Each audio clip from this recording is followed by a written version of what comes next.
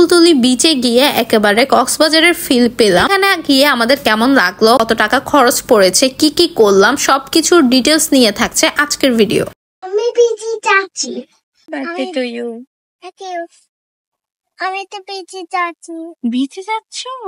Okay, let's go to beach. ওয়াদি বেবির জন্মদিনের দিন সকাল সকাল ঘুম থেকে উঠে আমরা রওনা দিয়েছিলাম আর কি বিচের উদ্দেশ্যে। সো ফ্লাইওভার দিয়ে যাচ্ছিলাম। ফার্স্টে ফ্লাইওভারের টোল ভাড়া দিলাম 80 টাকা। এরপরে চলে আসলাম টানেল দিয়ে কিন্তু আজকে আনোয়ারা পার্কি বিচে যাচ্ছি। আমি বলবো যারা পার্কি বিচে যেতে চান তারা কিন্তু অবশ্যই টানেল দিয়ে যাবেন, খুবই কম সময় লাগে আর টানেলের ভিউটাও অনেক এনজয় করা যায়। সো এদিকে টানেলের টোল ছিল 200 টাকা। কোনো ধরনের যানজট ঝামেলা ছাড়া ফ্লাইওভার থেকে নেমেই কিন্তু আমরা টানেলের মধ্যে দিয়ে চলে আসলাম ফাইনালি পার্কি বিচে।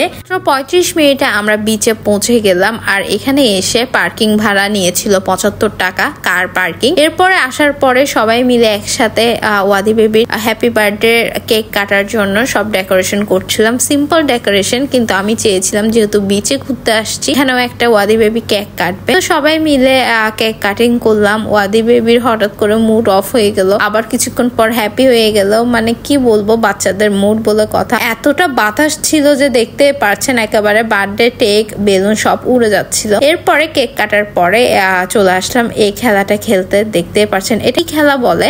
আপনারা কি নামে চিনেন অবশ্যই কিন্তু কমেন্ট সেকশনে কমেন্ট করে জানাবেন। যদিও কেউই আমরা এটাও মানে রিং গুলো মানে গিফট গুলোর মধ্যে রাখতে পারলাম না। আর ওয়াদি বেবি দেখতে পাচ্ছেন এসে ডিরেক্ট হাত দিয়ে বসিয়ে দিচ্ছে। যাই হোক, এগুলার মেবি কোন একটা টেকনিক আছে। এরপর আমরা দুপুরে লাঞ্চটা সেরে নিচ্ছিলাম আর আমরা বিরিয়ানি নিয়ে এসেছিলাম সাথে। ভাগ্যিস খাবার দাবার নিয়ে এসেছি। এখানে কিন্তু খাবার দাবারের সংকট, মানে ভালো কোনো রেস্টুরেন্ট বা হোটেল আমার চোখে পড়েনি। যাই হোক, এই মজাদার বিরিয়ানিটা চিকেন বিরিয়ানিটা নিয়ে এসেছিলাম মজইয়ে পেজ থেকে। ওইখানে চিকেন বিরিয়ানিটা অনেক বেশি মজা। এখানে কিন্তু আপনারা সব ধরনের হোমমেড খাবার পেয়ে যাবেন। এরপরে এখানে সিটে বসতে চলে আসলাম। প্রতি ঘন্টা সিট ভাড়া ছিল 50 টাকা করে। আর আপনাদের ভাইয়ার অনেক বেশি আম ভর্তা খেতে ইচ্ছে করতেছিল দেখে। সো ফাইনালি পেয়ে গেল আম ভর্তার সন্ধান। সো আমরা কিন্তু বিচে বসে মজা করে আম ভর্তা খাচ্ছিলাম। আর এদিকে খালামনির রিয়েকশন দেখতেই পাচ্ছেন, উনি কিন্তু টক টোটালি খেতে পারে না, এই জন্যই এমনটা রিয়েকশন দিল। এরপরে ফাইনালি বিচে নামার পালা। আমরা কিন্তু একটু রোদ কমে আসার পরে বিচে নেমেছিলাম বিকালের দিকে। ওয়াদি বেবি আর আপনাদের ভাইয়া খুবই এনজয় করেছে, আমরাও কিন্তু অনেক এনজয় করেছি আলহামদুলিল্লাহ। ওয়াদি বেবি যেহেতু অনেক বেশি বিচ পছন্দ করে,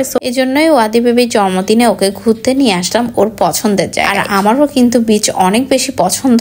আর এই পছন্দের জায়গায় পছন্দের মানুষের সাথে হাত ধরে হাঁটার ফিলিংসটাই অন্যরকম। যাই হোক, দেখতে পাচ্ছেন সবাই কিন্তু অনেক বেশি এনজয় করছে। এদিকে ওয়াদি বেবি, আপনাদের ভাই আর খালামুনিরাও কিন্তু সবাই বেশি এনজয় করছে। এরপর আমরা চলে আসলাম ফুলতলি বিচে। পার্কি বিচের খুব কাছে আরেকটা নতুন বিচ রেডি করেছে, তা হলো এই ফুলতলি বিচ। এই বিচে যদিও আজকে ফার্স্ট টাইম আমাদের আসা। আর পার্কি বিচ থেকে এই ফুলতলি বিচের দূরত্ব প্রায় 2 কিলোমিটারের মতো। আর গাড়ি দিয়ে আসতে কিন্তু 5 থেকে 7 মিনিট লাগবে। সো আমরা চিন্তা করলাম পার্কি বিচে যেহেতু এসেছি, ফুলতলি বিচ থেকেও একটু ঘুরে যায়। আর ফুলতলি বিচে এসে তো আমরা টোটালি অবাক। পার্কি বিচের চাইতে অনেক বেশি সুন্দর এই ফুলতলি বিচ।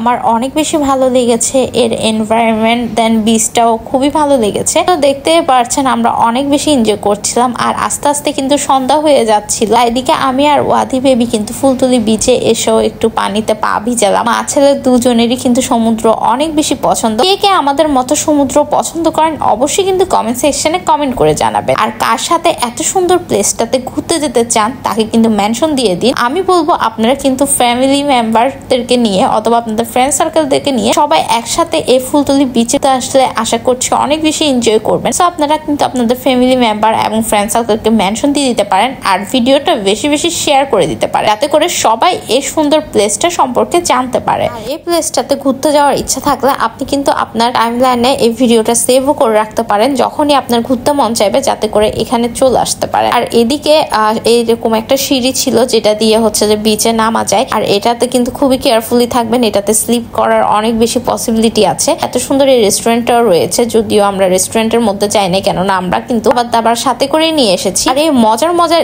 স্ন্যাক্স ফুড গুলো কিন্তু আপনারা পেয়ে যাবেন মজইয়ে পেজে। আজকে সবগুলো খাবারই আমরা মজইয়ে পেজটা থেকে এনেছি, যদিও পেজটা একটা বেবি পেজ, কিন্তু এদের কিন্তু খাবারগুলো খুবই মজা। আমি বলবো আপনারা একবার হলো ট্রাই করবেন। আর এদিকে দেখেন আমার ফেসের অবস্থা খুবই বাজে হয়ে গিয়েছে। সকাল থেকেই কিন্তু এই মেকআপ লুক নিয়ে চলছে, মানে বিচে আসলেই রোদের তাপে মানে সবকিছু মিলিয়ে চেহারার অবস্থা খুবই বারোটা। যাই হোক, এরপরে আমরা এদিকে ফুচকা চটপটি অর্ডার করে দিলাম। সো বিচে আসবো আর ফুচকা চটপটি খাবো না তা তো হতেই পারে না। ফুচকাটা যদিও ভালো ছিল না, কিন্তু চটপটিটা অনেক মজা ছিল। তার প্রাইস ছিল পার প্লেট 70 টাকা করে, আর চটপটির প্রাইস ছিল পার প্লেট 40 টাকা করে। চটপটিটা খুবই গরম গরম সার্ভ করেছে, যেটা কিন্তু আমার খুবই ভালো লেগেছে।